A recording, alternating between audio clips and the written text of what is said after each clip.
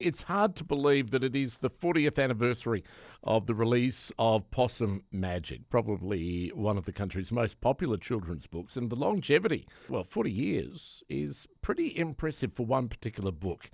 There is magic in that story. The classic tale by Mem Fox and Julie Vivas with illustrations still captivates kids, and now it's been turned into a stage production.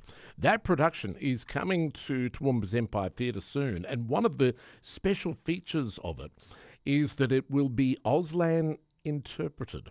Madison Rosetto is from Auslan Stage Left. She'll be the interpreter for Possum Magic, and she joins me now. Madison, good morning. Welcome.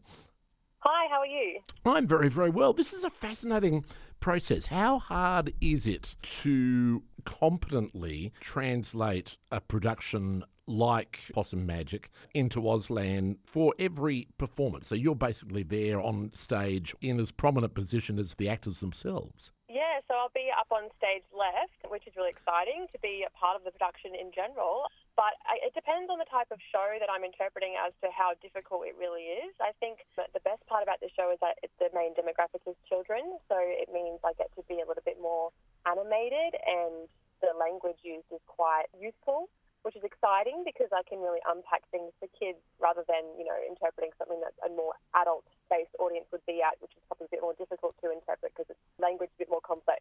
So you're saying it's easier, but it's also a nice change. It's not so much easier, but it's just a bit more fun, you know what I mean? Because it's a show, so it's more animated and more just like exciting and colourful, and I can really move my arms around and get really excited about it because you want to be really animated to keep the kids engaged. But yeah, it's really exciting. So tell me how it works. Do you have to know the lines? Do you have to know the play as well as the actors themselves? Or is that not the biggest challenge? Because are you sort of interpreting as they say them? Yeah, the biggest challenge is definitely the preparation. So I've been sent an archival, so I've got a video of the show that I can watch and sort of practice to. But for me, I think the biggest challenge is unpacking the context of the show, because, Auslan is not semantic with English. So there will be a few things that pop up that don't have a sign, and I'll have to think synonyms and how can I unpack that in Auslan, not just in Auslan but also Auslan for kids, so they can understand what's going on. Yeah, so it's great that I have an archival so I can prepare properly. But yeah, the process really is to watch it beforehand, decide, what am I going to sign for character names, because they're going all across Australia in the story. I've got to make sure I know all the different place names and, that kind of stuff. And because there's that magical element, I've got to figure out how I'm going to let the kids know, hush, she's invisible now, because there's no sign for invisible, so I've got to figure that out. Right, okay, yeah. Yeah, but, I'll spend some time over the next few days watching it and really absorbing the content and figuring out how I'm going to set up space and interpret everything. And Madison, you mentioned there, and I guess it was just an expression, or are we talking about a completely different thing, Auslan for kids? Are there different interpretations for some words or different signs for some words when you're talking or presenting to an audience of children as opposed to adults? Not so much different words or different signs, but it's just about making sure that they can understand. So if a really complex sentence is said, I wouldn't necessarily sign that in a way that I would sign for an adult, because I can't assume that a child would understand, especially a deaf child, would understand what that meant. So it's more just about really utilising what's on stage. So if something is set up in a certain space in the play, then I need to make sure that anytime that topic is revisited, I use it in the same, I'm talking literal space in front of me where I'm signing. Yep. So obviously, because I'm doing the show by myself, most of the time a play would be interpreted with two people. So I've got to be every character. So every time I'm, Grandma Possum, I've got to be facing the same way and using the same facial expression and, holding my hands in a certain way. And then when I become Hush, the little baby, I might turn to the other side and Right. have a bit more of a sweeter face, just so the kids can be like, oh, okay, so now she's interpreting for the older possum and now she's turned into the little possum. So it's really about role play and role shifting.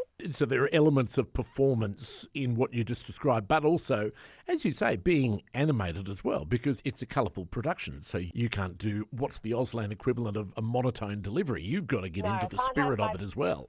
No plain faces over here. My eyebrows are going to be very sore after the show. It's just par for course, I suppose. Madison, how did you get into Auslan interpreting, and particularly for stage productions? How did that start for you? Yeah, so my sort of journey with Auslan is my grandparents are profoundly deaf. So I grew up learning not so much Auslan, but signed English, which is what the older deaf community use. Right. And then after I finished school, I actually went to university and did a Bachelor of Music, first and foremost a musician.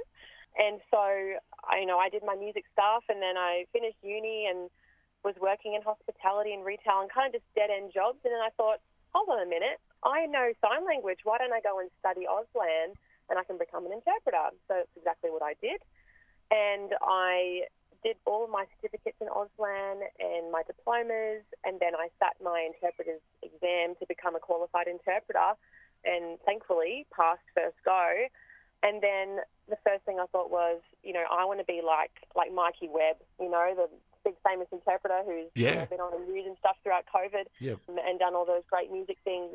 And so I contacted Auslan Stage Left, which is an interpreting agency that services the deaf community within the theatre world and the live music world. And they took me on board and gave me some really great jobs, and it's kind of just snowballed from there. And, I definitely very much enjoy doing my everyday interpreter work, in doctors' offices and things like that. But getting to do these big jobs where I can combine my passion for music and Auslan is just, it's a dream come true. Well, I guess it adds to the variety, though, doesn't it, really? It's a bit like what you were saying before about it's nice to do a children's production because it's a different way of interpreting and performing as such to adult productions. But in the same way, this would offer a nice alternative to doing the professional interpreting work that you do off stage. So it all just adds spice to your working life, really, doesn't it? Exactly. Yeah, every day is so different, and that's what I love about my job. I must admit, had approached the Empire ages ago because I'd heard a chat between Mikey Webb and Lee Lewis from Queensland Theatre Company on their podcast where he was talking, and I had no idea that Auslan interpreting for theatre was a thing, and I certainly had no idea that it was such a thing that it's virtually Mikey's, and I guess you be in a similar situation. You could almost do this full time if that's what you wanted to do, just interpreting for theatre. Yeah. So in a capital city theatre, is it pretty much a given that if you go along to a show, there will be Auslan interpreting offered for those who need it? Yes, most definitely. I know the Queensland Performing Arts Centre, QPAC in South Bank, all of their shows are accessible. Obviously, there'll be one date, not every performance, but if you're a part of the deaf community and you want to see some live theatre, Auslan Stage Left has you covered.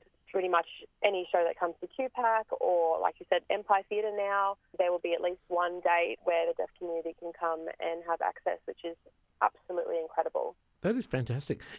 Does it make you nervous? Do you feel stage nerves in the same way that perhaps the actors would? Yes, mainly beforehand. Once I'm on stage, it happens so quick that I don't have time to be nervous, to be honest. But leading up to it, I definitely freak out a little bit. But I think that's normal, it makes you human. And it's a sign that you're probably going to do a good job. And you do the whole performance, though. How tiring is that, mentally and physically? It can be pretty tiring. I think a story like Possum Magic, because it is so fun and playful and whimsical, it's just going to be fun. But if I was to interpret something serious and, if I recently went and watched Mikey Webb and Michelle Ashley do Hamilton, and I cannot even imagine the stress to be doing something with that many words.